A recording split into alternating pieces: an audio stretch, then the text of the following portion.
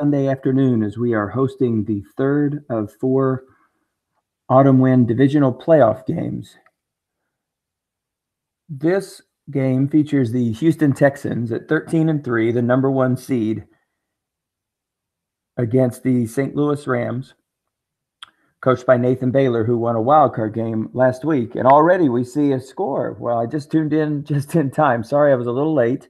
But Nathan Baylor's St. Louis Rams club has just returned an interception for a touchdown. Houston had the ball first in this contest. St. Louis picks it off and races. See if I can get a little number here on this. That's Aqib Talib, and that is a 40-yard return for a touchdown. So the St. Louis Rams jump out on top 7-0 as we're early in the first quarter. In fact, we haven't even played a minute in this first quarter, and we've already seen some fireworks. Again, I've joined the game late, so we'll try to catch up with everything here momentarily. Just to recap, this is the third of four Autumn Wind playoff games. Last night, the Seattle Seahawks defeated the New Orleans Voodoo 10-7 in a defensive struggle. It was a well-played and well-coached game for both clubs. Seattle comes out on top, 16-0, 17-0 now, and they will face the winner of the Dallas Cowboys Chicago Bears game, which is the fourth of the Autumn Wind Divisional playoff games. The winner of this contest is going to take on the San Francisco 49ers, who defeated the Oakland Raiders Friday. That is Lawrence Green's San Francisco 49ers. So again, the St. Louis club is coached by Nathan Baylor. And last week they defeated the Miami Dolphins in their divisional playoff game in a turnover fest. The Houston Texans, make sure I get this one right. I'm sorry, Nathan Baylor is the coach of the Houston Texans. That is Gary Nagata is the coach of the St. Louis Rams. So St. Louis got on the board first on a 40-yard interception return. Prescott's errant throw was hauled in by Aqib Talib. He raced 40 yards the other way, giving the Rams the early 7-0 lead. And there is a run for Miller. Miller will pick up the first down. So St. Louis is driving there. The Texans are driving there at the Rams 35.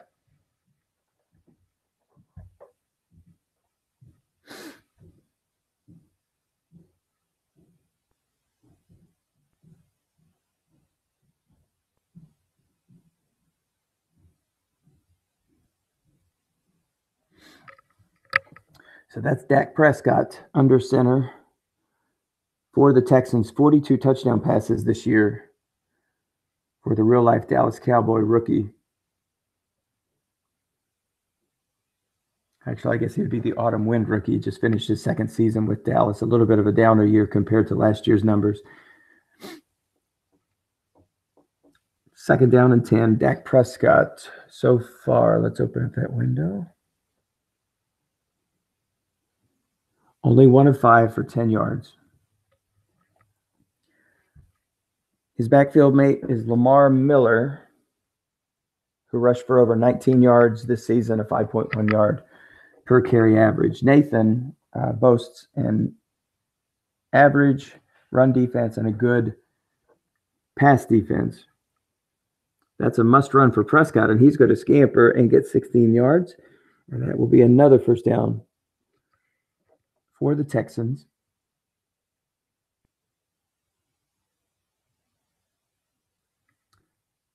So with 10 minutes to play, St. Louis jumped out on top, but Houston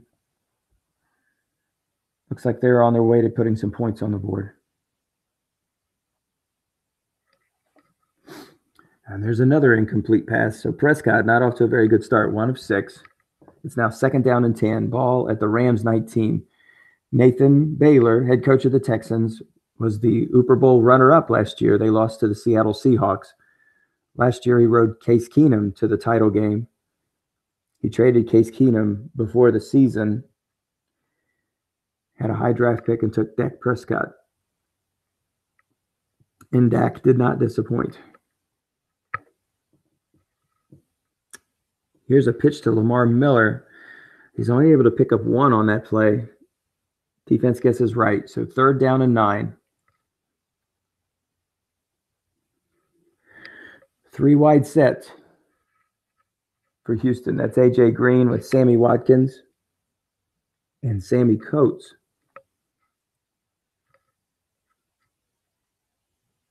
Nagata counters with a 3-3-5. Strong secondary for Nagata. 5s and 6s at the corner, even in the nickel. That's a pass to Sammy Coates that falls incomplete. And so Houston will get on the board with a field goal.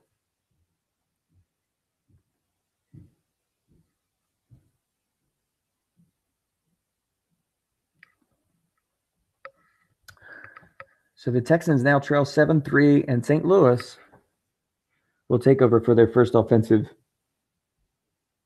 set. And this is Mark Ingram. He is their lead back. Zach Zerner will get a fair share of carries today as well. A lot of the feature backs, especially those that are still left in the playoffs, averaged over 5 yards per carry. Ingram, on the other hand, only averaged 4. His backfield mate did average 5. So not a super strong season for Mark Ingram. And that's Big Ben Roethlisberger under center. Completed 56% of his passes this year. There's a run for Ingram, and he busts out some big yards on that play, 17 yards. And a first down. St. Louis, this is their first time with the ball, even though they have a 7-3 lead on Houston's opening drive. Dak Prescott was picked off by Aqib Talib, and 40 yards later, St. Louis comes out on top, 7-3. Is out on top, 7-3. On the preview show, I listed this as a 41 over-under, and I gave the Texans the -5 advantage, 3 points for the home field advantage. I believe of all the 4 games, this could be the highest potential, I believe, for an upset. I'll share with you why that is here in a moment. Here's a pass to Dennis Pitta. He hauls it in, and that's another big gain. 20 yards and a first down, 0 men in that zone, and Nagata takes advantage of it. The Rams this year were outside of the top 10 in scoring and out of the top 10 in points allowed. 12th in the league in scoring, 11th in the league in points allowed. But they also had the strongest schedule of any team in autumn wins. So this team is very much battle tested. In fact, 2 of the teams in their division, Houston and Oakland, both making the playoffs, both with double-digit wins. The only division to have 3 double-digit winners. There is a run for Ingram. He picks up some nice yardage on that play. That's a pickup of 6, and now it's 3rd and 2. So St. Louis is in field goal range with the ball at the 19. They're already up 7-3, looking for more. Houston Texans have an average run defense and a good pass defense. They have a corner 4 guarding Jeremy Maclin. This is the straight eye formation, so Baylor stays in the 3-4. This is an off-tackle run for Ingram, and he's going to pick up some yards. He's going to go into the end zone for a touchdown. So guessed wrong. He does have that long gain on his card, and he dials it up. He didn't need too many yards there. He probably hoped to save that long gain for later on. But the Rams have raced out to a 14-3 lead over the defending Super Bowl runners-up, the Houston Texans. So Nathan Baylor has to answer. Certainly wants to answer on this drive. He's already trailing by 11 points to the St. Louis Rams. The winner of this contest is going to take on Lawrence Green and the San Francisco 49ers. You're there, Michael? Yes, I sure am. How are you doing? I'm doing great.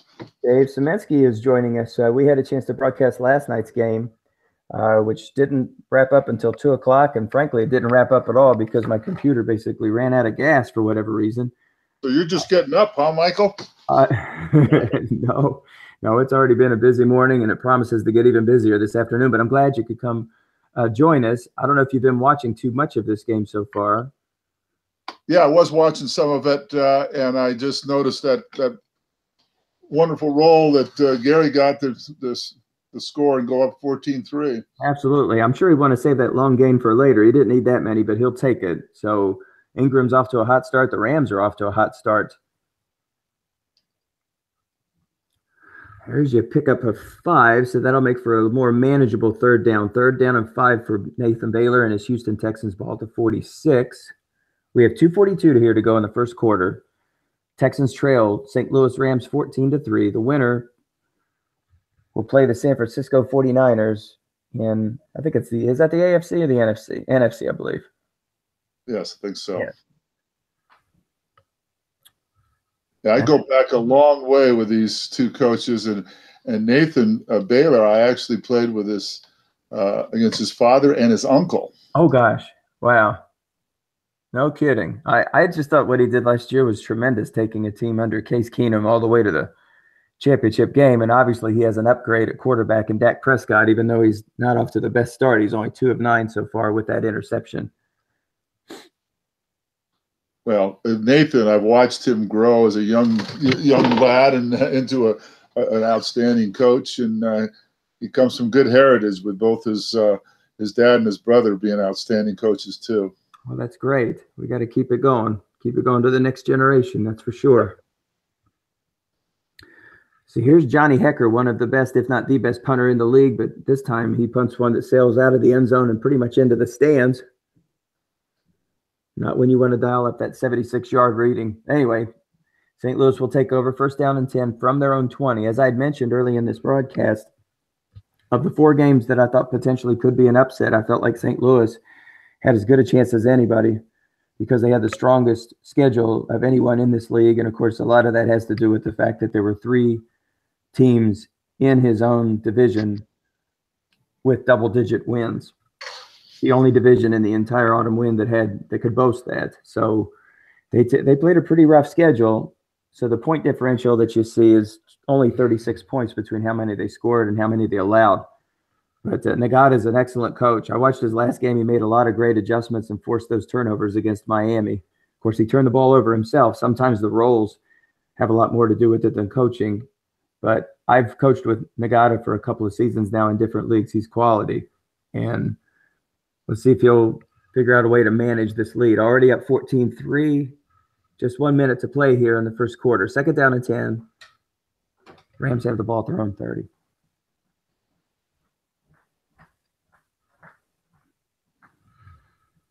That's Ingram. That's a pickup of 5. So it'll be third down and 5.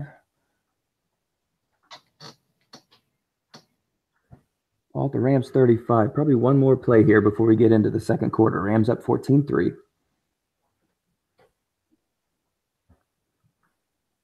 Good chance for the Rams to go into a little ball control here with a 14-3 lead. You're absolutely right. Hold on just 1 second. I'll be right there. Third down and 5. Mom? You ready? Yeah. Oh, thank you. I appreciate it. Y'all be careful when you're back home, okay? Yeah, Uncle picked your sweater, so please keep one really nice. Bye. Bye.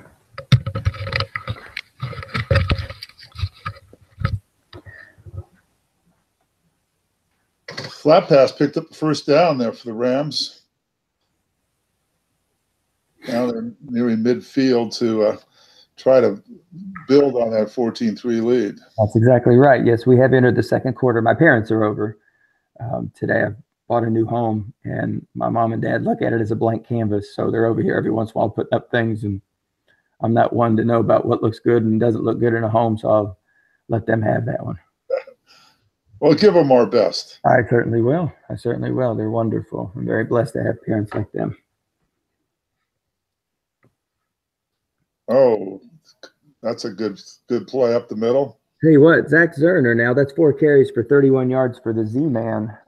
He averaged over 5 yards a carry. As a matter of fact, 5.8 during the regular season. Ingram only averaged 4.2 actually per carry. That's one of the lowest of the lead backs that are still left in the playoffs. Yeah, that is a very low number for a lead running back. It sure is. He's off to a good start here, though. 6.9 yards per carry, 48 yards here in the first half. He's had one long gain and one short gain reading on his card, so that's made up for it. Second down and 10. Ball at the Houston 39. Nagata and his St. Louis Rams already up 14-3 and looking for more.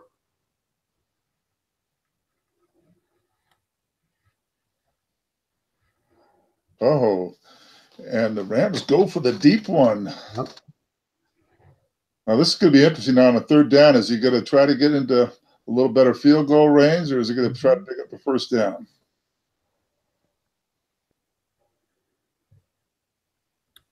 Well, he has some decent weapons there, but no receiver that would be a maxed out short pass. So let's see if he does decide maybe a draw play here. And that's Rashad Jennings in the backfield. So I don't know what kind of a guessed wrong card he would have. Not much of one. I just took a look unless he does an off tackle. He might throw a dump one to Jennings. Mm-hmm. Well, he does have that flat pass 0. If he goes left. Well, he's going for a post. Oh, Jennings, and he picks it up. Well, he did go to Jennings. That was why he put him in there. He sure did. So an 11-yard pass. This one is on the defensive card, so I guess it didn't matter either way who he would have thrown it to. But regardless, another conversion for the St. Louis Rams.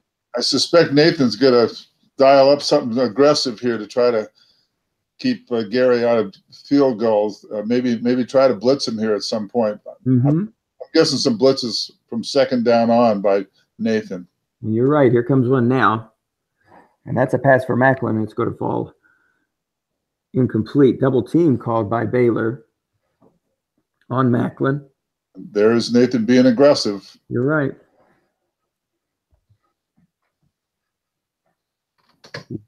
Brought a couple of blitzers and double teamed correctly. So here comes a run for Ingram. He's only able to pick up 2. So it's early, but this is kind of an important stop here. Yes, it is. For Nathan. And the Texans trailing 14-3. Rams on the march. Ball at the Houston 26. 3 wide set. That's Macklin, Pierre Garçon, and Brian Quick.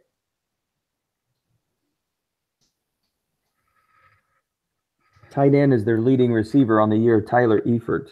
And Nathan's blitzing here.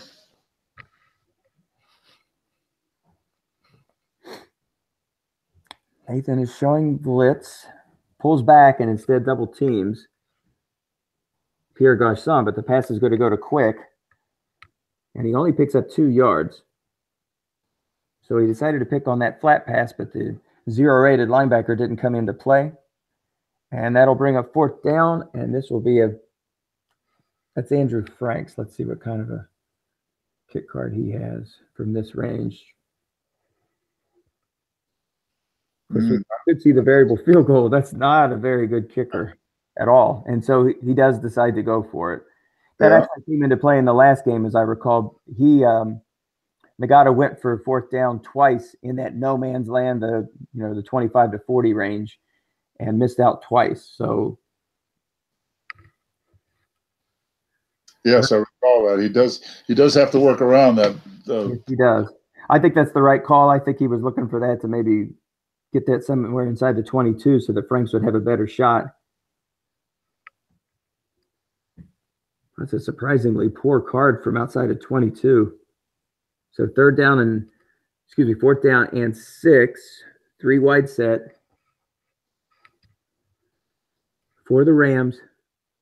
A big moment here for the Texans. Rams put a 4 linebacker in there in place of the 0, huh?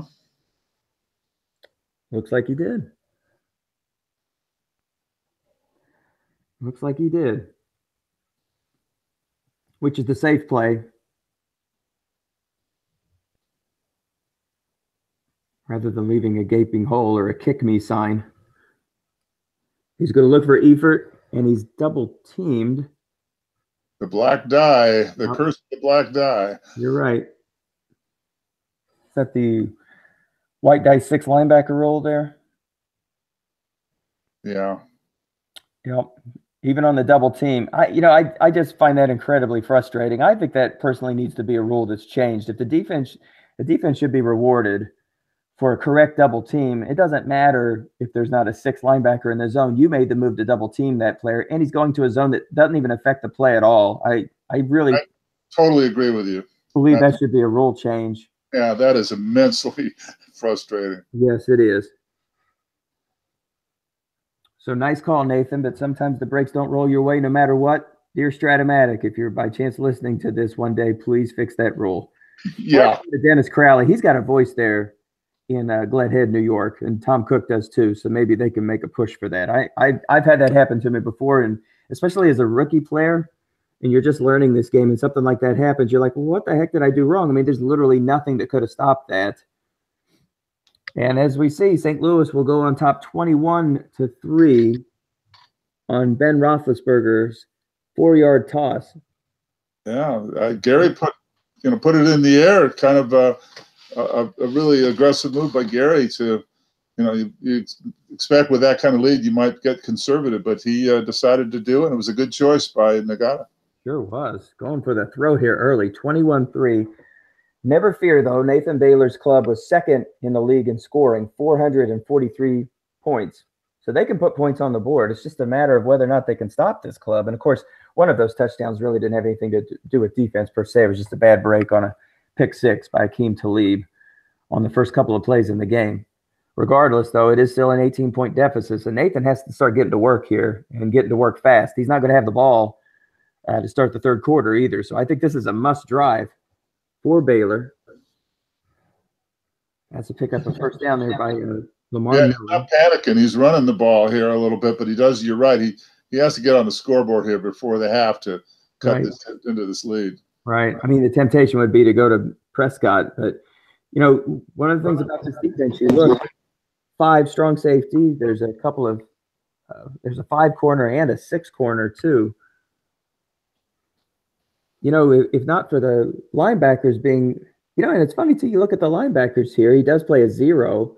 He does have a 4 in the free safety, but that's a perilously close to being an excellent defense.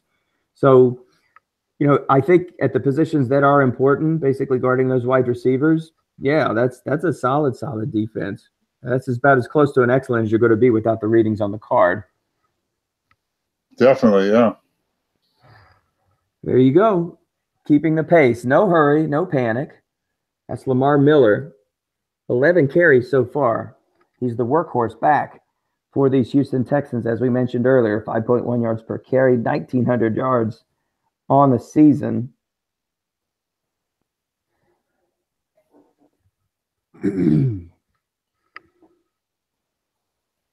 Here's a pass to Eric Ebron. He's not double teamed. He hauls it in and picks up 8 on the play. So, like you said, no panic in Nathan, plenty of time. He really needs to navigate somewhere for a score, obviously preferably a touchdown, but needs to cut this thing down to 2 scores. Yeah, he's been very methodical, though, here going down the field. Sure has. Well, and there's you another first down. So he's not concerned about having to score quick. He just wants to score. That's the point. Right. He's on his way. Ball at the St. Louis 39. Running clock, 5:42 here in the first half. The Rams are up and up big, 21-3 over the Houston Texans. Now there's a flat pass that fails. It's a loss of 3 yards on the play.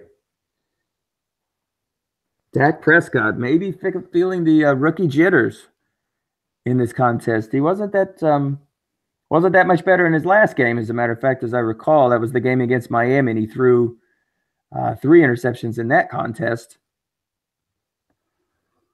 The playoffs have not been kind to him so far. That's another incomplete pass. He is now 4 for 12 for only 32 yards. He has a terrific card.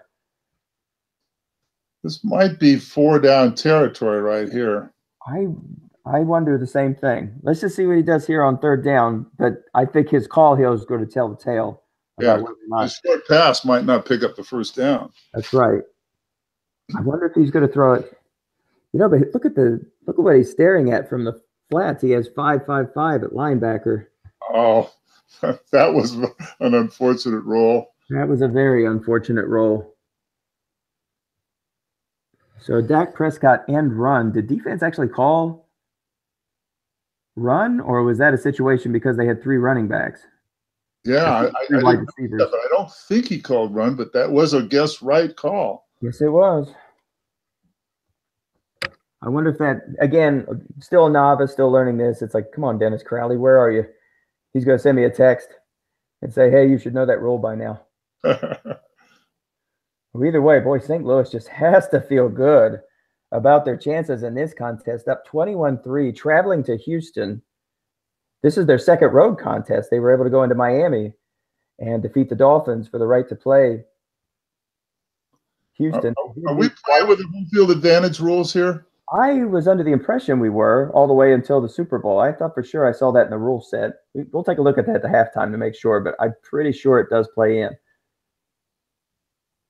You can always tell on a long game that shows you the home field advantage on a long game. The numbers are varied, aren't they? Yeah. Yeah. So these two clubs are in the same division, and they did meet twice in the regular season. The Rams defeated the Texans in Houston 20-14, and Houston later on came back and returned the favor, defeating them, actually crushing them 37-14 in St. Louis. Oh boy, look at this now. Pierre Garçon with a deep pass from Ben Roethlisberger, and he is going to race to the house. Would you believe the turn of events? The Rams. What a now up 28-3. Wow, I did not see this coming at all. Ben Roethlisberger, super hot in this first half. And every break is coming the way of the Rams. Again, wasn't that the halftime score of the Super Bowl a year ago? Oh, I'd have to go back and look. I'm talking about the NFL with New England and Atlanta.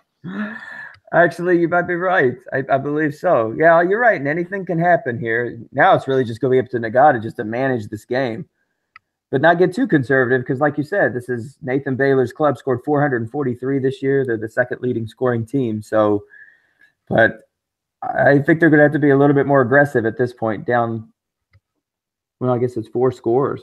Nathan has no problem being aggressive. Trust me. Okay. Well, there's a pass to Sammy Watkins. It is caught. He picks up 8 on the play. Oh, I'm sorry. There was a must run. I apologize. I just read that. Dak Prescott runs for 8. Nice little chunk there on guest right must run. A 5, you get 11. A must run on the 6, and a 7, you get a 12. I haven't had a quarterback in Autumn Wind that can say that. A 7 completion on guest right. Get you any yardage. I had Matt Castle the year before. Castle threw more passes probably than he ever did in his entire lifetime for my club. So we're going to upgrade come the draft.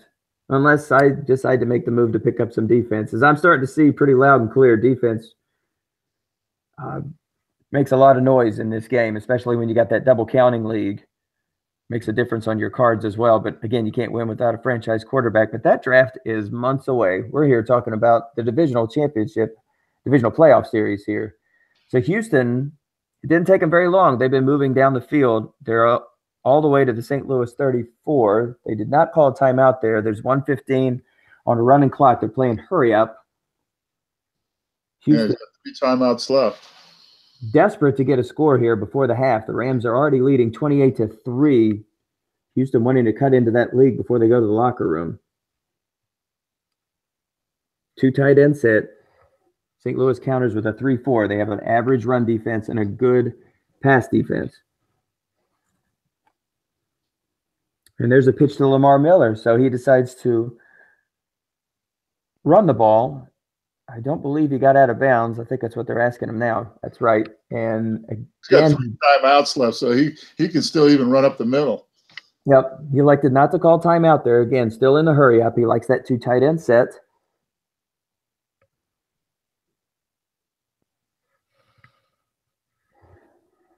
See if he looks for Vance McDonald here.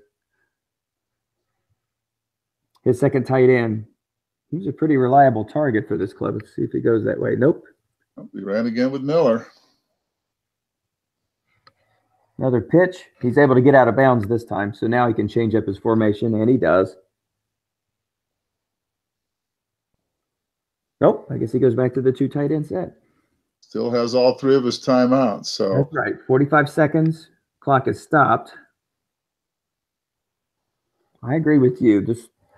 I would try a line here.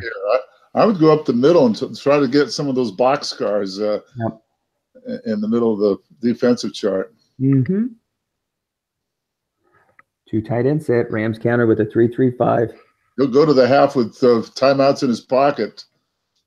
That's possible.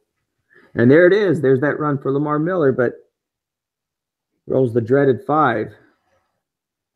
So he makes his way out of bounds, preserving the clock. But at this point, that doesn't matter. He has plenty of timeouts left. He needs some yards. So 3rd down and 11. And now you're staring at a Rams defense in a 3-3-5 with 4 men in the short pass zone, a 6 and 3 5s. What do you think about taking a shot here? He's got 11 yards to pick up the 1st down. So and I think the Rams are going to play stand-up defense here. I bet you that free safety is going to stay. I think so. I think he should. Yeah, there's nobody on this team that you double team, but you feel obligated to double team.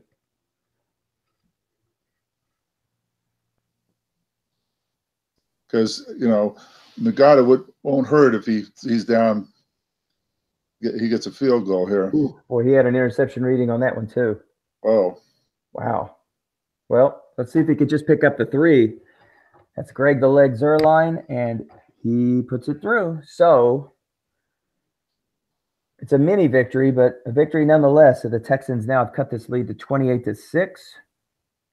Squib kick gives the Rams the ball at the 49 with 15 seconds. That's a little time to go for a shot, or maybe just takes a knee and says, hey, 28-6. No, that close. One short pass can get you in field goal range. Yeah, one short pass led to an Akeem Talib pick 6 too. So let's just see how aggressive he's going to be. I throw here. I never take a knee, even if I'm up by 1 million. You never know when you're going to get this shot again at midfield. Yeah, he's very, very close to scoring territory here. Oh, he took a run. Interesting call. He gets out of bounds. That leaves 8 seconds left. So, one thing here, he has to take a wrong call for a running back. Look at that. That looks like a right call for most running backs. Yeah, that's kind of odd that he would make that call. And plus, he has his timeouts. His off-tackle card is a little bit better than that. Yeah. Maybe he's picking on that 4. He doesn't have a very strong line. Running line. Oh my gosh, he doesn't have a very strong running line at all. But he does have that off tackle on that side. He could have picked on those 4s, but it's easy to second guess. One thing's for sure, he's going to need a lot more yards than what a short game a pitch could have gotten him, because he has Franks who can't kick anything outside of 24. So that's right. To get in field goal range for Franks, you got to go for the bomb here, right? Yeah, like 3 consecutive plays.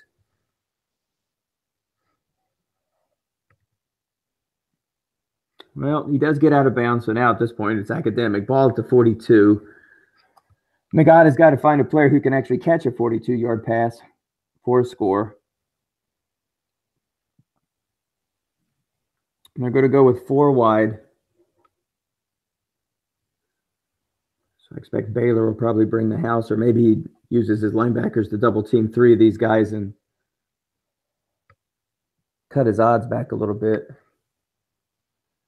There's Geronimo Allison, Green Bay Packer. 4th receiver for this club. And he throws a hitch pass. That's interesting. And that's going to end the quarter. So no harm, no foul. I bet you we've got a locked game. Let's see. Nope, we're good. They're going to be kicking off. So hopefully we can get through a game without too many delays here. Nice first half. See, they'll probably talk here for a couple minutes so we get a quick look at the box score, but I'll move it over here to the side so that we can make sure that if they start to play, that we won't miss too much of it.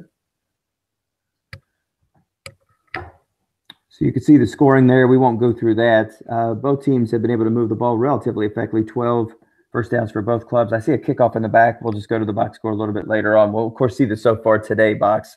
So that'll give you an indication of how each of these players are doing at the end of their plays.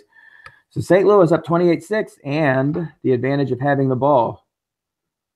Gary Nagata's message at halftime: you're doing great, boys. Just don't turn the ball over, and we're going to go sailing into the championship. Yeah, good thing we had a mic in the locker room to pick that up. Yeah, I'm sure that's what was said very clearly. No sideline reporters here. So 2nd down and 4. That was a carry by Mark Ingram. He had 9 carries in the first half. That gives him 10 now, 56 yards. He does have 1 rushing touchdown. And that's his backfield mate, Zach Zerner, who's averaging 7 yards a carry. That's a first down for the Rams. Nice guess right run there. Both of these teams have some vulnerability on running defense, basically. They both have average cards. Here's Roethlisberger looking, finds who? Let's see. That'd be Tyler Eifert for a 5-yard pickup. Eifert was their leading receiver this year, 85 catches. It's not unusual. A lot of these clubs utilize tight ends and running backs as their lead receivers. There's an inside run to Zerner, but he stopped cold for no gain. So 3rd and 5. Nathan Baylor has to start getting the Rams off the field. Here's their first opportunity. St. Louis with the ball in their own 41. Roethlisberger under center, 3 wide set. Ingram in the backfield.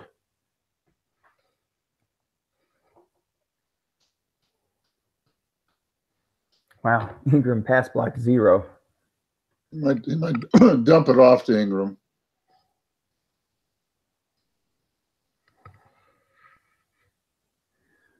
Yeah, Baylor switches that 0-rated linebacker out. I bet he's a pass rush specialist. So in this case here, there's your 4. Yeah. Doesn't stick out like a sore thumb. Baylor and his Texans are trailing by 22, just underway here in the 3rd quarter. And there's a pass to Macklin for 15 yards. That's good for another first down.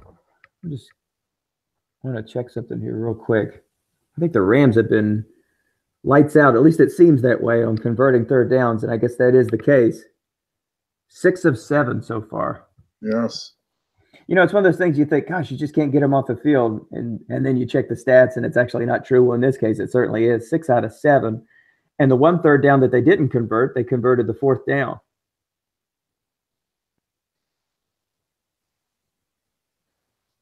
So I'm going to take the extraordinary step in analysis and say that they probably haven't punted. I don't recall. Yeah. Pretty sharp, right? Because you can't punt on 2nd down. Well, I guess you could. That's a 7-yard pass. That one is to Macklin, who now has 5 catches on the day. He does have 1 of 2 touchdown receptions for his club. And here we are again, another 3rd and 4. This one's at the Texans 38. Not exactly field goal range for Franks. Yeah, and again, let the play work its way out. Ordinarily, you think 4-down territory. But you don't want to give Houston a short field down 3 scores. Let's just see how this plays out. Gary looking to put a dagger in him. Mm-hmm. So he didn't give it any thought, basically. He just kicks this one straight away, and it'll go into the end zone for a touchback. So Houston will take over. They're trailing by 22 points to division rival St. Louis Rams on their home field. These 2 teams did play twice this year, and both clubs notched road victories. Although St. Louis's win was a lot closer than this. I believe it was 20-14. That's right. And then the Texans came in and basically slaughtered the Rams 37-14 during regular season play in St. Louis. Nagata coaches the St. Louis Rams. I coach the Los Angeles Rams. We have several instances of cities that have a couple of teams and a couple of believe there's a couple teams that share names as well.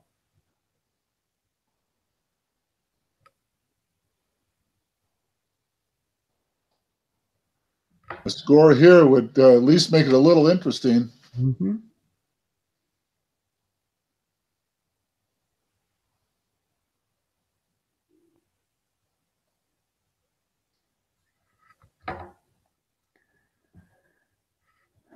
There's a run to Lamar Miller. Yeah, Lamar Miller. He does have 19 carries so far for 101 yards. He's been the plow horse for Houston. There's only been one turnover in this game, and that was a pick six by Akeem Talib on Houston's first possession. There's a run for Lamar Miller. He picks up a lot of yards on that play, basically setting up a 3rd and 1.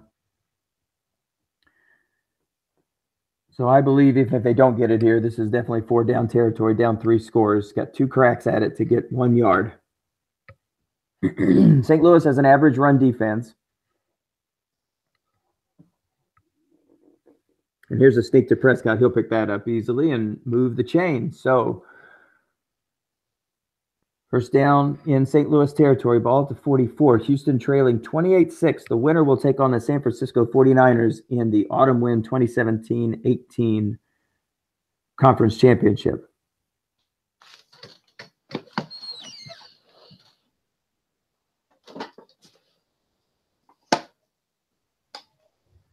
Miller with 20 carries might be getting close to his fatigue.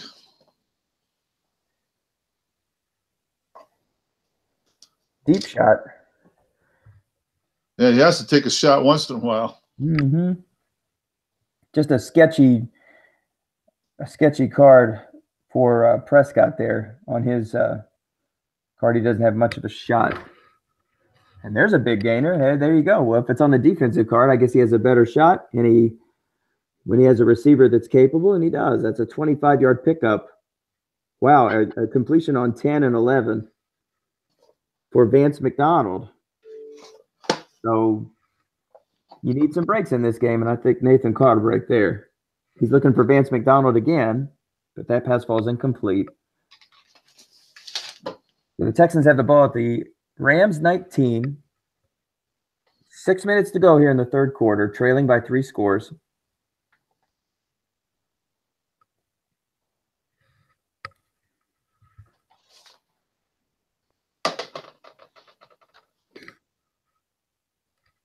And there's another completion. So Prescott's picking it up here just a little bit. That's 8 for 19. Still under 100 yards, 96 yards. That was A.J. Green. That was his leading receiver, but he's been kept quiet today. 2 catches for 29 yards. I believe he was the target. Yeah, he's being guarded by Talib, so that's understandable. He was the target on the play that Talib stepped in front. 40 yards later, St. Louis takes the early 7-0 lead. Nice call. Pitch out to Lamar Miller. He's going to go in for 6. Okay, does he go for 2 here, or does he wait? Well, the rule of thumb usually is they try to extend the game, but let's see if he decides to go for 2 here early. Again, we've got an average defensive card on the other side, so nothing scares him on a run here, so anything is in play. Prescott has a pretty decent guessed wrong card, but it is 2 yards, and really the only viable running back there, there's only 2, so you've got a 50-50 shot if you decide to do a run key. And instead, he passes to Vance McDonald, and that pass falls incomplete. So now he set him up for a 2-touchdown deficit with 2 2-point conversions that would need to be converted. But again, it's early. Maybe St. Louis has a chance to put some more points on the board. Right now, milking a 28-12 lead with 4:48 to play here in the third quarter. They take over first down and 10 from their own 34. Here's a pass to Tyler Eford. And that pass falls incomplete. Wow, he has a great. Yeah, he hit a blank spot, though. Yes, wrong card. Wow. So second down and 10 for the Rams. Roethlisberger's had a nice day. 14 of 19 for 208 yards and 2 touchdowns. That's more than a nice day. Here comes an inside run to Zach Zerner. It's guessed right. Great call by the defense. I assume that was guessed right, unless he ran a 3-wide set. No, he guessed run. He did guess run. Wow, that's a great call. So 3rd down and 10. Then look at this. Nathan's got a chance to get him off the field 3 and out, which is exactly what his club needs. Get that high-powered offense back on the field. Yeah, this would be a critical stop here. What do you think, Blitz? He put that 0-rated linebacker back in. 11 blitz rating. That's Trent Murphy. I think he brings him.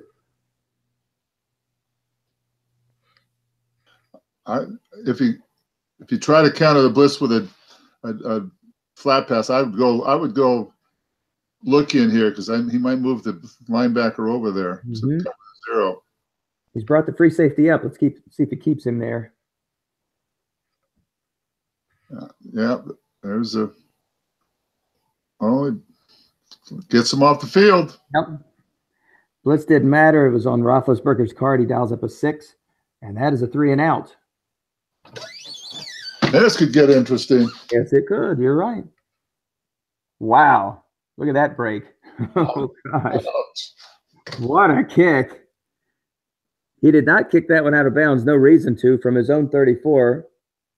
Okay, how much will Nathan gamble here? Do you think he would ever consider going up top from the 1-yard line? I think so because St. Louis hasn't really been bringing much heat, but there's no reason for him to put that 4 anywhere. Or free safety sitting out there too. That's exactly right.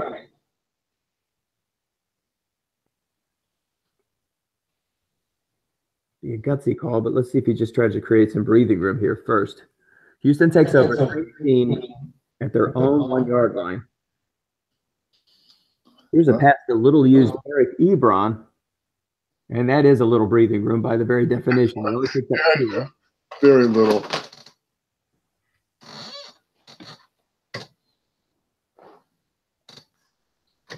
But now Prescott can get the snap, trip over his own feet, and they'd still have the ball at the 1 at least. 2nd down and 8. For the Texans, trailing by 2 scores, trailing by 16 to the St. Louis Rams. The winner will take on Lawrence Green and the San Francisco 49ers. They will travel to. Oh, a nice time for that short game. Yes, it was. If Houston wins this game, they will host San Francisco next week. If St. Louis wins, that'll be their 3rd shot on the road, 3rd road game, traveling into San Francisco. But first things first.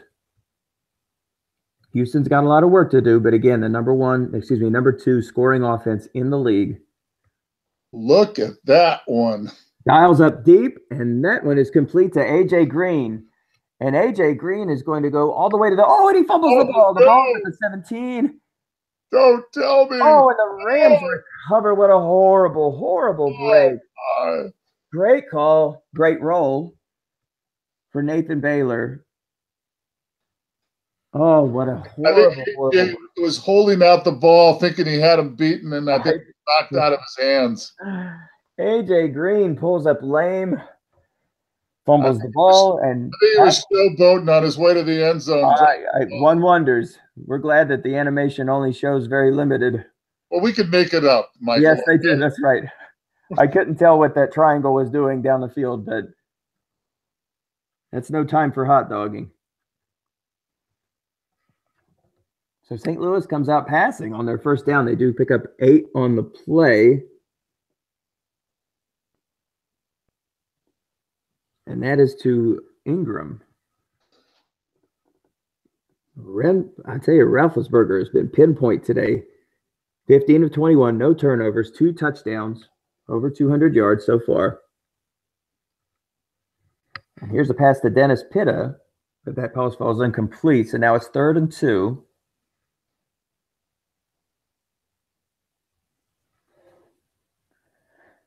St. Louis comes out in the eye.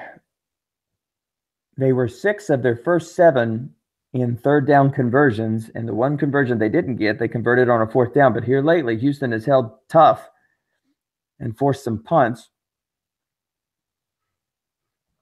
Houston will need to do it again. A little tougher situation here. 3rd and 2. Ingram in the backfield. That's Patrick DeMarco in front of him. This is an inside run for Ingram, and he has stopped. So again, the Texans will take over, and barring a bomb, they should have some pretty decent field position on this play.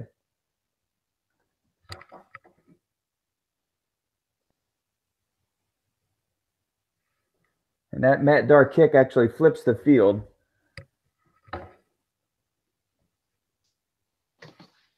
Did he let that ball roll?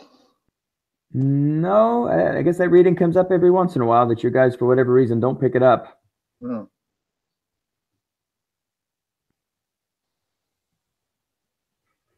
Yeah, again, it's a computer game, and I often wonder how exactly a roll like that comes up. I believe you would have the option, but in this case here, he did not. That first pass falls incomplete.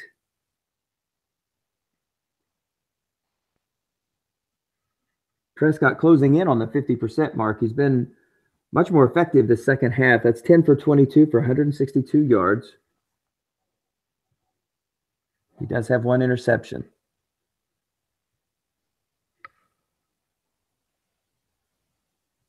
So this is an interesting set. 3 wide, fullback and running back. That's Lamar Miller, and he's going to pick up another short gain. That's a pickup of 14 and a first down. Into the 4th quarter now. That's right.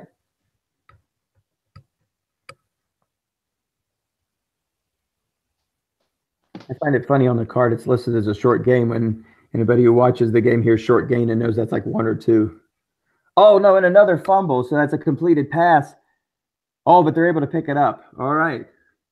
So let's see who that pass was to. Was that A.J. Green? No, that was Sammy Watkins. So Sammy Watkins makes the catch and fumbles it, but this time they catch a break. Watkins gets his own. No, he doesn't. Oh, it's Keanu Neal. Oh, I saw him running the other way. Oh, my God. No. I'm so sorry. 2 fumbles from receivers. Wow, what horrible breaks for Houston. That is brutal. That's a backbreaker. But St. Louis has to make them pay, and they've not been able to do that. There's a pass to Macklin, and he's double teamed. Nice call by Nathan. So Nagata is showing no interest in trying to milk some clock here. He's been throwing and throwing and throwing. Roethlisberger has been solid. This is 2 tight end set. Ingram in the backfield.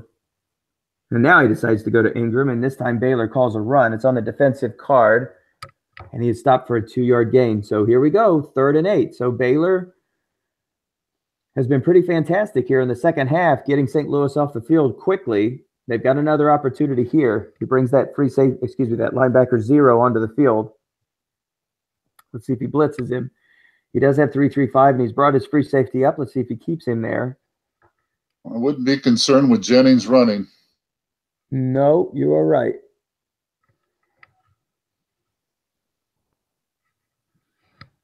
Let's see if I'm concerned about Jennings receiving, and the answer is no.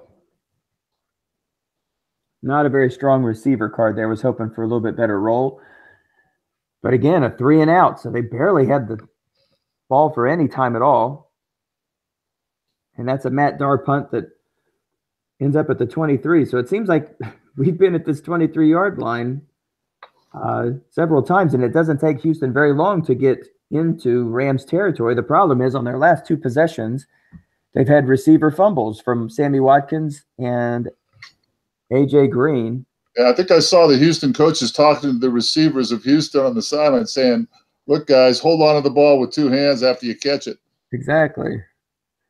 Just, wow, some just completely unexpected breaks for the Rams, but they've not really been able to capitalize them as they basically have had 3 and outs or very quick possessions and turn the ball right back over to Houston. They're not going to be able to catch these breaks every time. But again, Houston is running out of time. There's 12 minutes remaining. They have to, you have to think now this has to be a scoring drive of some kind, and it has to be relatively quick. They've got to get a touchdown. A field goal is not going to do much at all here. I don't believe so either.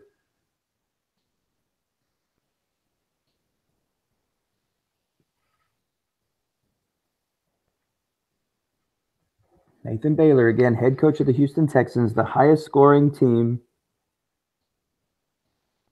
second highest scoring team in the NFC and the league at 443. So they can put points on the board.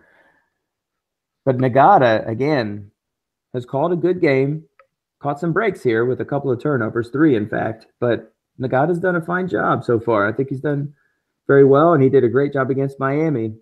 Certainly forced a lot of turnovers in both of these games, and it's making a huge impact.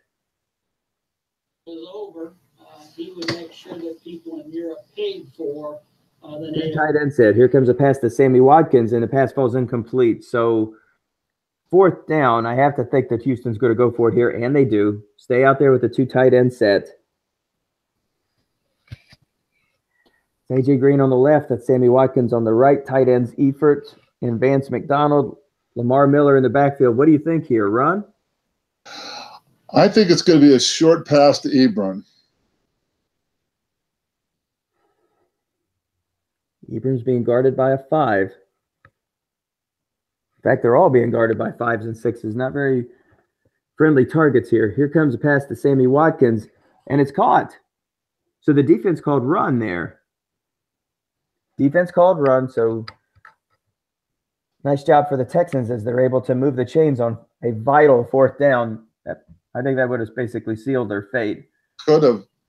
I'll tell you, I'm respecting Nagata's calls, though, are very bold. Even that's a pretty gutsy call to call run on that play. But yeah, I like that call. I personally would have called run there, and I basically would have been heading out there playing defense. I just see 5s and 6s all over the field. I don't see very many good targets, and a guest right card on Prescott that's not very good unless you get that must run. So I like Nagata's thinking there.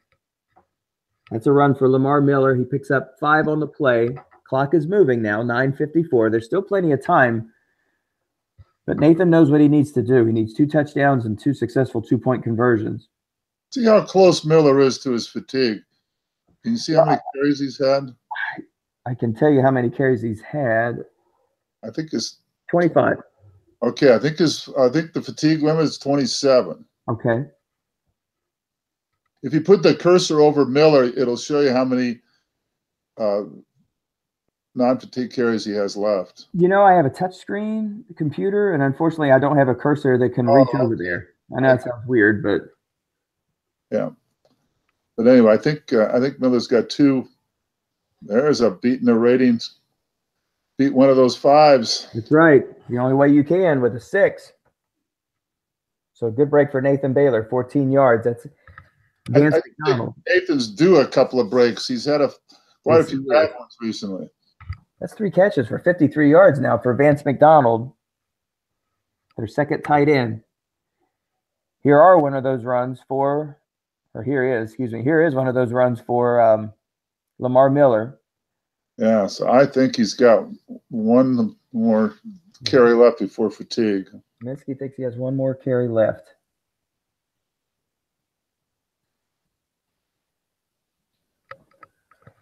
You hate to lose that weapon. I didn't even write down a backup running back for that team. See, here he comes, brings in Langford. Oh, wow. I think he'll run Langford. I have personal experience with this card. It's not a good one, but let's see if he catches a break. If it's on the defensive card, it doesn't matter. So no, no sense in saving Miller. I mean, the future is now. You've got to get these pickups. I wouldn't worry about Langford until you absolutely have to. And Miller is back in. Now, on the last 4th down and 4, Houston chose to pass. St. Louis called run. Let's see if they call run here again, anticipating Miller's final unfatigued carry. Clock is stopped. Just over 8 minutes remaining here in the 4th quarter. 28-12. St. Louis Rams over Houston Texans. The winner will play the San Francisco 49ers. We don't know where that game's going to be. The winner's going to determine it. If Houston wins, they'll host the Niners. If the Rams win, they'll be on the road again. I think Nathan might have put in Miller thinking that this would be worthwhile to use his last unfatigued carry at this point because it's so critical. Yep, he ran him. Oh, and he got it. Well, it was on the defensive card, so anybody back there would have gotten that first down. But you are right. He got the blocks on his guard. Yes, he does. And again, I mean, you basically have to put these guys in right now. You have to get that first down. You worry about tomorrow. So Lamar Miller does stay in the game. As you can see, that red circle around him means that he will have fatigued carries. He'll have a couple of carries that he'll only be lightly punished, but then after a few more carries, he's going to be severely punished. There goes another run for Lamar Miller. His 28th carry, 177 yards for Miller. A robust 6.3 yards per carry average. Nathan's showing real patience here on offense. He certainly is. 6:54 to go. He does have all 3 timeouts remaining, and he's down 2 scores. You got to put one foot in front of the other. You got to get this touchdown first and worry about that 2-point conversion. So he's not being uber aggressive. Here is a curl pass to A.J. Green. He completed a thread to double team. He sure did. And again, that's what separates the great from the good. His double team, you get a completion on a 7 and the added bonus of snake eyes. But again, that 7, probably about a 20%, 16, 17, about a 20% chance that even when he's double teamed, he's going to make that catch. This could be interesting. That's AJ's 4th catch, 105 yards, but he had a fumble late in the 3rd quarter, and his wide receiver mate Sammy Watkins also caught a pass and fumbled away the ball. So that's 3 turnovers for Houston, but they are in business at the 12. Plenty of time left, 6 minutes, and Houston has done a great job of getting St. Louis off the field relatively quickly. Here's a pass to A.J. Green. He's not double teamed. Defense guesses run, and that is 6. Okay, now goes the 2-point conversion. This is critical. Critical. This is mission critical. So there's your blueprint. I don't think Houston could have drawn that up any better. They got in with all speed. I don't think he threw a bomb in that series, did he? He did not. He did not. He really was patient, moving down the field, used up all his carries with Miller, and here he's a 2-point conversion away from a 1-score game. Making things a lot more interesting. So 28-18. I see Davis around the end. Okay. Wow. Which end? He's got a 0 rated. Which end? That's very true. I say he's going to go left. Okay. End run left, Davis. Okay. Of course, with a full house, you'll pick up a point for everybody. So that'll give 0 and a 4. Yeah, he'll have at least a 4 there. So you can spruce up pretty much everybody on that line.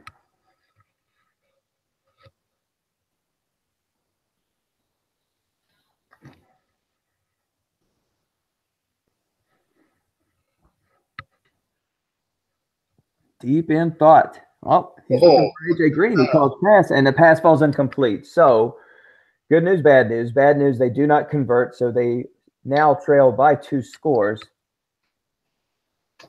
Ooh, that's interesting. The onside kick. Okay. So Houston a little aggressive there. They decided to go for the onside kick. They've been pretty solid defensively. I think a case could be made either way for that. But St. Louis also has a lousy kicker, so again, it's not like they're going to be punished with a potential field goal for that. So the roll on that conversion play was 2-8. 2-8 is 4 yards on Davis. Oh, wow. Just saying. Yep. I'm on the sidelines. What do I know? Well, I mean, that's why you do the collar. I mean, seriously, you're supposed to know these things, which is probably why I won't listen to any of these broadcasts if I ever make the playoffs. What I could have, should have done. Yeah. But how are you going to learn, right? Well, yeah, that's the way. That's the way to learn. Yep, you know, the very first video that I was introduced to this game, Dennis Crowley and I played just a regular season game. He didn't call it or anything, but he basically put it on YouTube and talked about my team, talked about my lineup, talked about my play selection, stuff like that. It was fun, and it was a great way to learn the game. I can't tell you how many times I watched that video on little things that I picked up just watching him play and little tips that he gave. He's very generous with his time. He's very devoted to the sport. Oh, yes, he is. There's a lot of guys like that will help you. Oh, yeah, yeah. I think he's the most vocal of them, but you're right. This is just a really, really good community of people who love football and are more than willing to share it with others because that's how this sport grows. Yes, and they do that with regularity. Mm-hmm. Baseball gets all the pub. That's why they stand out in the bitter cold for hours on end for cards. But nothing to me, beats this game. He and Tom have two really good interviews with Glenn Guzzo. Yeah, I heard those. Responsible for this game, and they've all said it. I mean, there's a win, there's a lose to every one of these battles. You have more to do with the outcome than any other of the three sports that they have. So I'm glad I'm involved. Anyway, Nathan did not get the onside kick. But he's got the ball back. He's got the ball back. Again, it's deep in his own territory, but he only lost 2 minutes on that clock. He's got all 3 timeouts left. Mm-hmm. Interesting. Miller's still in there. Mm-hmm. And Nagata has to see that. So at this point, he's got to be a decoy. I know he's been pretty conservative about getting up and down the field, but now I think we're going to see short passes pretty much the rest of the way. Yeah, you're right. And I don't know how. Yeah, I know Gary knows that he's fatigued, so I just can't see it as a viable decoy. Right. He does have a pretty decent. No, actually, that's not true. Guess wrong. It's not a very good card at all. And I mean, it's going to be right pretty much the rest of the way. Yeah, there's not going to be a lot of guess wrong passes coming down. And he's guarded by a 5 too. On top of that, so I don't see the point of this. I'd almost try to find a fullback. Yeah, something with pass blocking. Yeah, exactly. But again, these guys are in the playoffs. I'm not. What do I know? We're just talking, Michael. Just, exactly right. That's what we do here.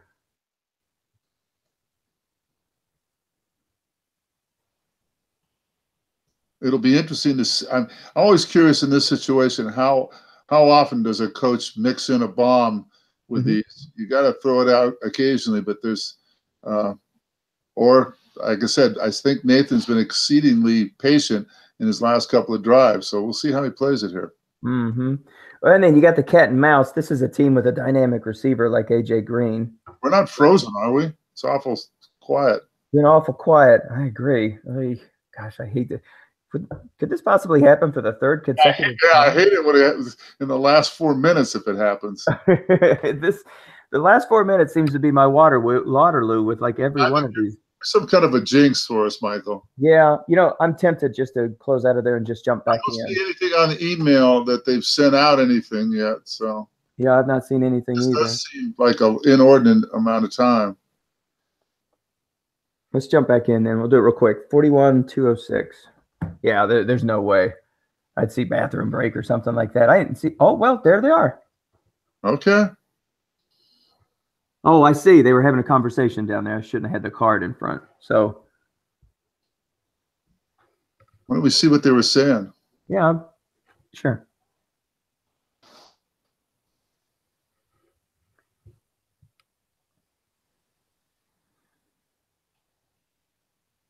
Oh, it's whether we can run the 3-3-5 in this situation. I think Nathan's trying to hold him to the point where he can't bring the 3-3-5 in there. I see. Wasn't the rule 5 minutes basically in the fourth quarter? Or is it 2 minutes? Well, I play in so many leagues. I'm always confused which one. You can't imagine. That's one of the reasons why I do like this league. Not that I don't like the others, but you don't the running back restrictions. The game restricts the running backs on here. So you can throw your guys in first, second, third, fourth quarter. It doesn't matter. You're limited usage running backs, but the game is controlled. The amount of yards that they can pick up on a play is controlled. And some of the other leagues, of course, had the Miller picks up 20. Boy, what do we know? What do I exactly? Come on, Nathan, you're way smarter than we are. You are brilliant, Nathan. You are a brilliant tactician. You can just You know what? Just turn the sound down, Nathan, when you're listening to this. That's right. Don't just keep Miller in there, run him to death. That's right. 20-yard gain's about the best he could hope for if he put it in the air, unless he threw a bomb. I wouldn't make a steady diet of that, though, but nice way to cross him up. Okay, here comes the bomb, the cone. Double team. Oh, wow. Double team pass to Sammy Coates. That is picked off. and there was my query answered about, is he going to mix a bomb in there? And Gary was all over it. Not only that, but double teaming Sammy Coates. Coates is a pretty strong deep option, as I recall, but yeah, that's about all he can do. Nagata's one step quicker on that. So 3:18 to go. Probably 3 runs up the middle and punt it back. Ingram up the middle. Picks up 3. Houston probably will call timeout here. Yeah, you might even consider putting in a full house backfield because right, I can't see him putting in the air at this stage. I can't either. Houston elected not to call timeout there. Everybody manages the clock differently. Here's a run for Zerner. Good guess, right run. And he picks up 5. Houston does call timeout there, but a first down here is pretty much going to do it. Yeah. This has got to be all out for Nathan on this call. I think he's got a key Ingram here. Bring the house. If he throws a flat pass, he throws a flat pass. There's not much you can do about it. I don't think Ben can pick up 2. Well, I guess he could. He does key Ingram. But instead he throws a pass. He threw it to Ingram. He sure did. He sure did. And that is probably going to do it. 2:06 to go. Nathan will call timeout. And that's 1 to go.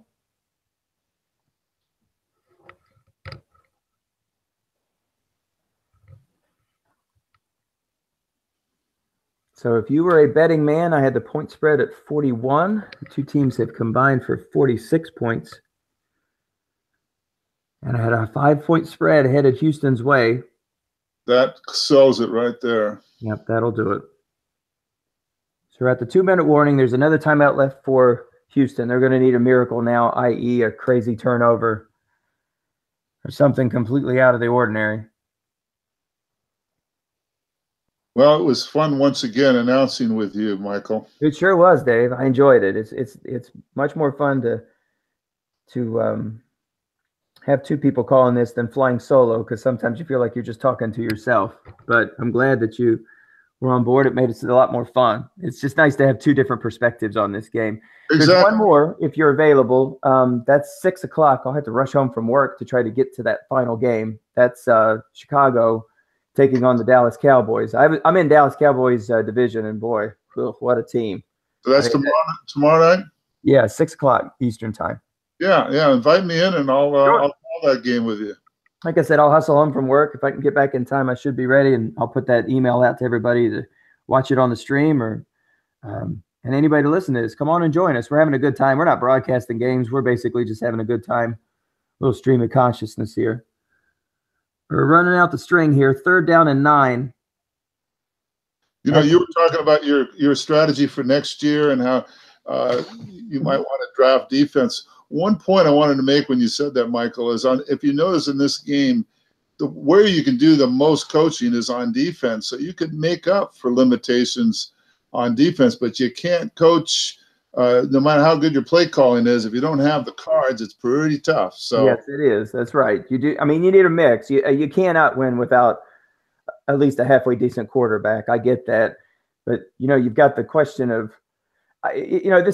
my team is light years away. The Bosa pick, I think, is going to be great. I think that's going to be solid.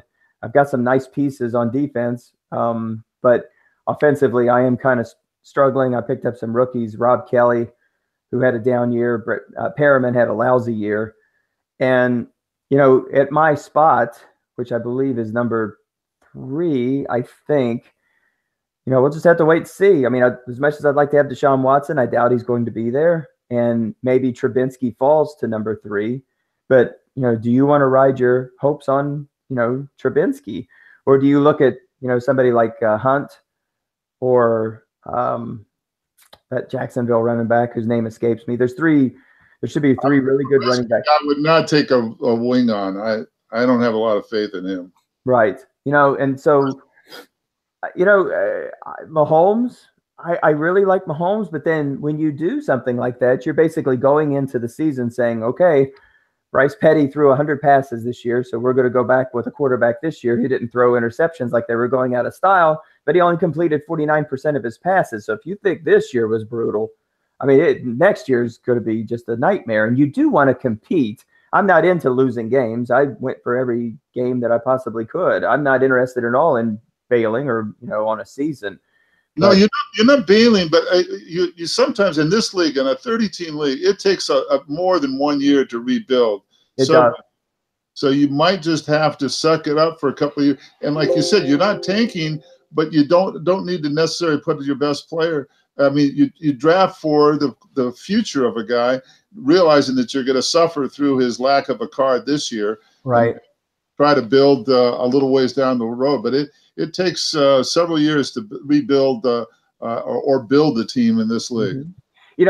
I think there's definitely something to that. And with this quarterback class that's coming out this year, there's some pretty solid ones. So, the temptation could be there to say, you know what, maybe I get a Ladarius White or that New Orleans Saint defensive back. There's a potential. There's a 5 or 6 there for both of those players. There's some good stuff there in the top 10. So I'm not going to come away. I just have to give a lot of thought to it. And I'm sure that Tom Cook and I will share about 200 texts going back and forth. He still texts me to this day about the SSFA draft where I took Prescott over Goff. And I'm still questioning that myself. Yeah, Tom's been known to beat a dead horse.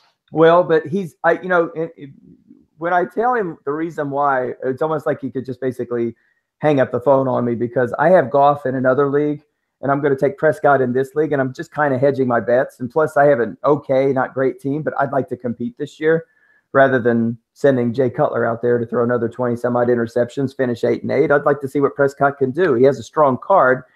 It didn't come through today, but he does have a very strong card. And I actually looked at Houston's box scores throughout the year. Prescott will have a good year for me this year, so I'm not worried about it. And again, it's all in fun. And if Goff falls flat on his face next year and Prescott winds up turning it around and has a better third year, then, hey, I won one for a change.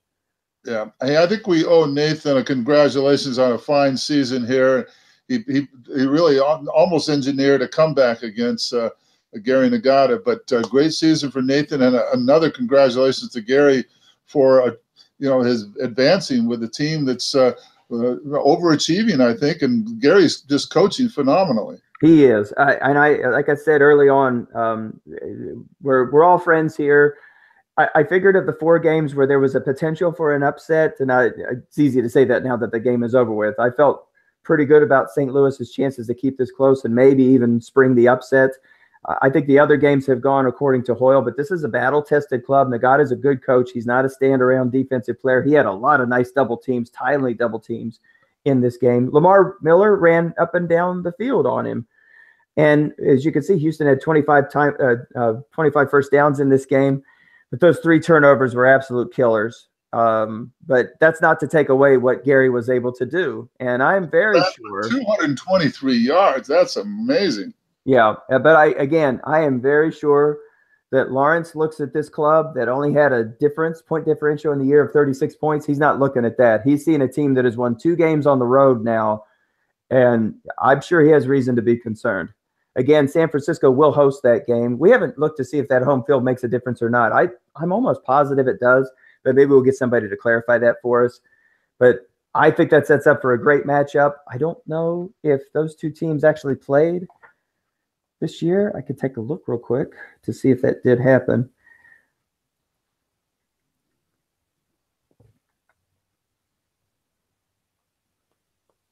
There we go. Standings. Again, this phenomenal website. Absolutely love it. They do a great job with this. This is just such a well-run league. It's really a pleasure to be a part of it. Well, it's because it's lasted so long, and the administration is just kind of segued from the table game to the computer game.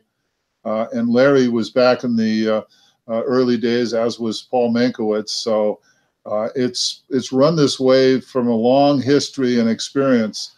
I mean, we're talking over 30 years. Mm-hmm. I'm really glad to be a part of it. They did not play. They did not get a chance to play. So we'll just take a skim here through the stats before we get rolling. So for the Rams, Ben Roethlisberger, 16 of 26, 224 yards for Big Ben. He threw 2 touchdowns, no interceptions. His counterpart, Dak Prescott, rookie card, 15 of 33. He had a lousy first half, but he really picked it up in the second half. Did throw 2 interceptions. His wide receivers let him down also, too, with 2 catch fumbles that were turned over to the Rams. So 4 turnovers in all for Houston.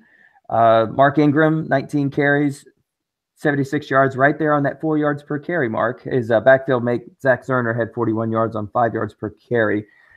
Lamar Miller, workhorse is an understatement. 29 carries. Those last few were fatigued. He even picked up 20 on a fatigued carry, 196 yards. That is the most yards so far of the 7 autumn wind playoff games.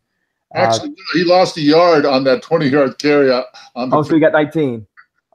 Oh, I see. And there it is. You're right. There's the 19 right there.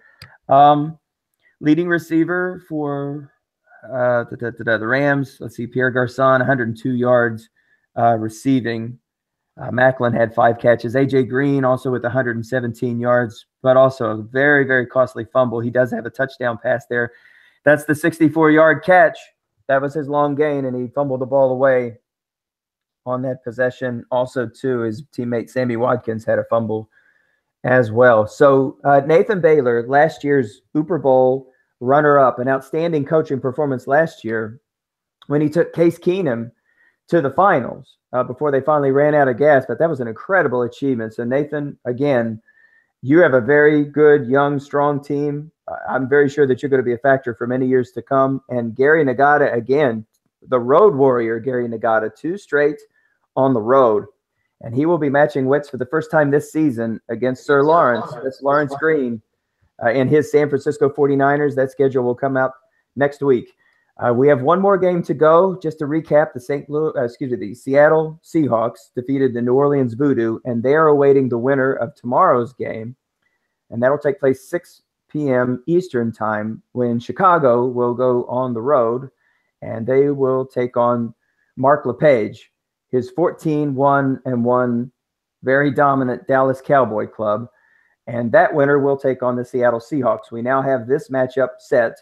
And again, the schedule will come out that features the St. Louis Rams traveling to San Francisco. And we are just 4 games away, or 3 games away, I guess, from an Super Bowl, the 16th in this league, this storied league. Dave, it was fun. I appreciate you coming on board. Doesn't look like anybody's going to be joining us here. So hopefully we'll get a chance to broadcast another one tomorrow. I appreciate you coming on board. It's fun, Michael. Really, just a thanks for the whole league for you doing this, because it does add another dimension to it. Like you said, it's an outstanding league, but you add another enrichment to it by doing these broadcasts. So I know it's appreciated by many.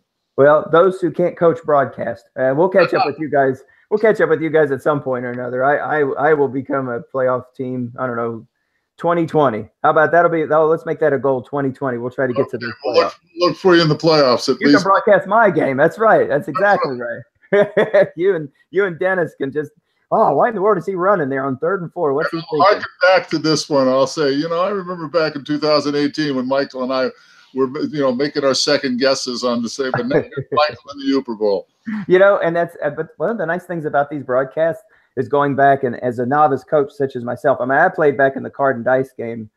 One of my favorite Christmas gifts I ever got when I was 14 years old was this football game, and just nobody really to play it with. It was just, and again, I'm sure a lot of people have had that issue where it's a card and dice game. This is the time when video games are coming out. You see Madden in front of you, and you're like, are you serious? Why are you playing this game? But once you get people in and they understand the strategy of this game and truly how much of an impact that you can have, it's a difference maker. But again, you've been out of the game so long, the best way to catch up with this is through those broadcasts that Dennis and especially Tom had put together and giving you little tips and pointers throughout. And I just really, really appreciate that. So it's good to continue to put these on. I think it continues to promote the game. So Glenn Head, you can send me and Saminsky that free T-shirt any day. We'll be waiting for it. I hesitate to tell you, Michael, but the first game I played with the Stratomatic cards on the table was 1965. Oh, my goodness gracious. I am in the presence of Strat royalty. That's exactly right. I was in my first set I ordered of baseball cards was 1963, which is a year after Stratomatic opened. So I'm one of their oldest customers. I think that's fantastic. I absolutely think that's fantastic. This just has such a loyal following. Do you play baseball by chance? Yes, I do. You do? How many leagues are you in baseball wise? 2 leagues, 3 leagues. 3 leagues. So SOM world. I like retro. I don't play the modern game. After the steroid phase of baseball, I lost interest. It just bothered me that the record book was kind of torn to shreds. Sure, I understand. So do you play stock or? No, we play draft leagues and retro league. I'm in a 1968 league and a 1986 league. So is it a keeper league or you basically just draft from scratch? Yeah, keeper league. The 1986 league, I think we started in 65 or something. My goodness gracious, that's incredible. That's fantastic. How many teams are in that league? I think like 20. So when you started this, you would have been playing card and dice, basically. Oh yeah, for sure. Yeah. Wow. Oh my gosh. Strat Fan magazine. I remember. I was one of the initial subscribers to that magazine. Well, how about the Stratomatic review was before that? Did not get that. I'd always, the little flyer would come in the box, and I'd kind of just toss it to the side, thinking, I don't need your guys' help. But no, so I'm familiar with it. I'm going to email you a few things, Michael, because I had a spread in the Stratomatic review where I designed a replica of Fenway Park, where on the upper deck there was a chute down that you put the dice down and would roll down onto the field, and I had the green monster in left field and the bullpen in right field, and all replica, and then on where the light stands would be on the top of the stadium. That was the little trays that you put your cards on for the. Wow, that is phenomenal. Now, are you? I assume a Red Sox fan. Ted Williams was my idol growing up. So gotcha. Are you from the East Coast or West Coast? I was born in Connecticut, but after 3 years, I told my parents, "Let's get out of here," and we went to California. And California is where you are. Do you ever run into some of these autumn winders? Oh, sure. Like I said, all these guys are old friends, and they played, and we played together for years on the table. Paul Mankiewicz, Larry Davis, Rick Byrons, Gary Nagata, Dave Malt, Dave Will, Mike Ramos. Oh my gosh, that's amazing! I mean, you're basically listing off every one of the coaches who are in multiple leagues, and to all be in one place. That's absolutely great. All guys that I've played with on the table and know them for years and consider them friends, not just gamers here. We're all a real close-knit family, and it's just so neat that we were able to segue from the table game, because Michael, we had to travel all over Southern California. We would sometimes games would take 4 hours. I imagine. And we would spend all day. And it was the logistics of it were brutal, but we played many seasons like that. So the functionality of the computer game is immense, but it's so neat to have the same people. Oh, Jim Riley too. He's really the founder of this league, and Jim is just I just consider him a real close friend. Oh, isn't that great? Isn't that great? Baseball butters Stratomatic's bread, no doubt. But there is a very loyal following in football, and Dennis and you and Tom and so many different people that are in these leagues again and again are just so passionate about this game. I think Stratomatic would be wise to speak with you about this if they want to continue to promote their game and get the Nathan Baylors and the Mees and some of these other younger coaches in this. I think they would be wise to continue to speak with people like you and Dennis and really help prop up this game, because I think that so many people still believe this game is a mystery. And frankly, I think we promote this, as much, if not more, in our own spare time, just for fun. That's how we get other people into these games. And again, there are other leagues that we don't talk that much about. There's Strat Fan Forum leagues. There's Autumn Wind leagues. There's the SOMIFA set of leagues, but there's some other leagues as well. And I just wish, like I said, that they would do a little bit better job. I just found out about it just by watching some videos. But I wish they did a little bit better job of promoting this game, because to me, of all the games that I've played, I find much more fun playing this than I do any other game. You really can affect the outcome of these games. Oh yeah. Well, you obviously by my longevity, yeah, I've proven that it's just the only game for me. So I'm just tied to it for a lifetime. I appreciate that. And it's so fun to have you on these broadcasts. I'm gonna skedaddle, but thank you again for joining me, and I'll send that invitation out. Try to hustle back home from work. It's 6 o'clock tomorrow evening. It was 3 p.m. Pacific time game, so it's 6 p.m. here. So if you're available, I'll shoot that link and come join me. Okay. Great, will do, Michael. Okay, everybody. That's our final score. That's St. Louis, the Rams 28, Houston 18. St. Louis is now traveling to San Francisco for the NFC Championship game here in Autumn Wind. Tomorrow, the Bears will be taking on the Dallas Cowboys, and the winner will take on the 16, now 17-0 Seattle Seahawks, coached by Dennis Crowley. We are closing in on the end of the 16th season of Autumn Wind. Dave, thanks so much for joining. Everybody, I wish everybody the best. Good evening, and God bless.